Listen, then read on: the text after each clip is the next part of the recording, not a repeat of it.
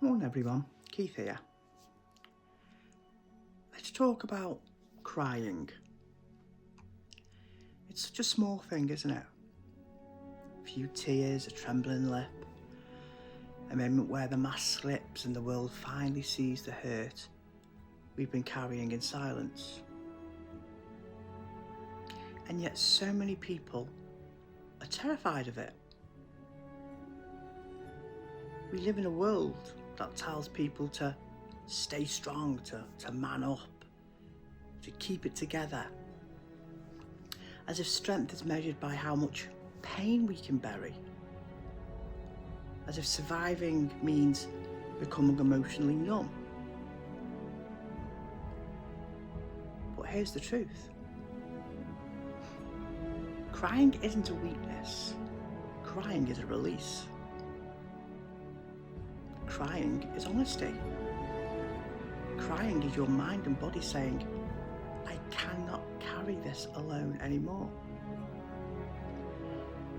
And do you know what? That is one of the bravest things a human being can do. Because many people don't cry. Many people think it's weak.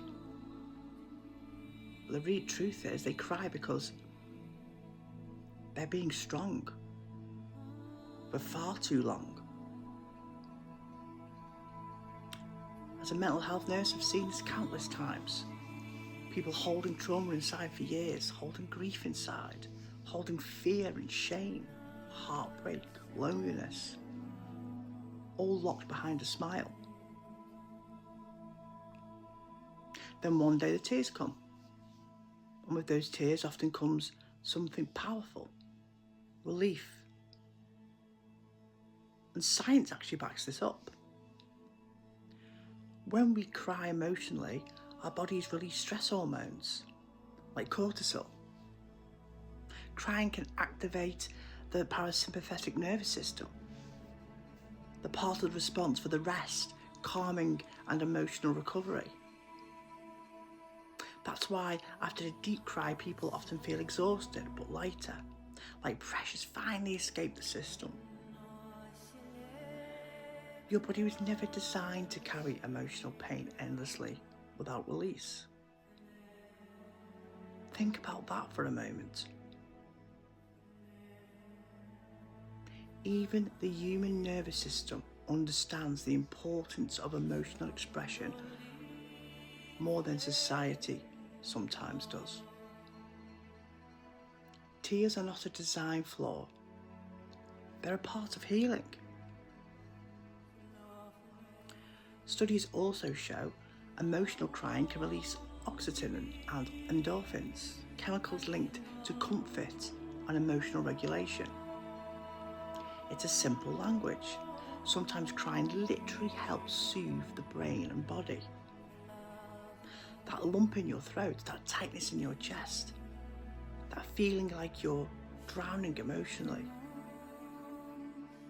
Sometimes tears are the body's way of letting the storm out before it destroys you internally. And what's really sad is so many people apologise for crying. I'm sorry, or I didn't mean to cry, or I'm just being stupid.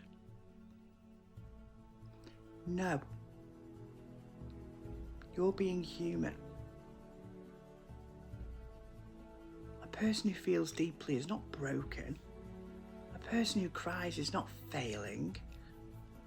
A person who allows emotion instead of suppressing it is often far healthier emotionally than someone who's pretending they're fine. Because unexpressed pain doesn't disappear. It often turns into anxiety, depression, anger, emotional shutdown and isolation.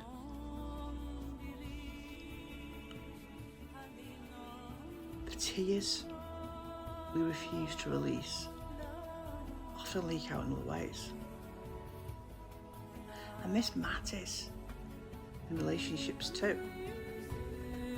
When we allow ourselves to cry, safely with trusted people, we start to build a connection. Vulnerability can create a closeness. It tells the other person, this is real to me. And in that vulnerability, that takes courage. It takes real strength, not emotional silence. Because real strength is emotional honesty. So if you cried recently, please don't see that as a weakness. See that as your nervous system fighting to protect you.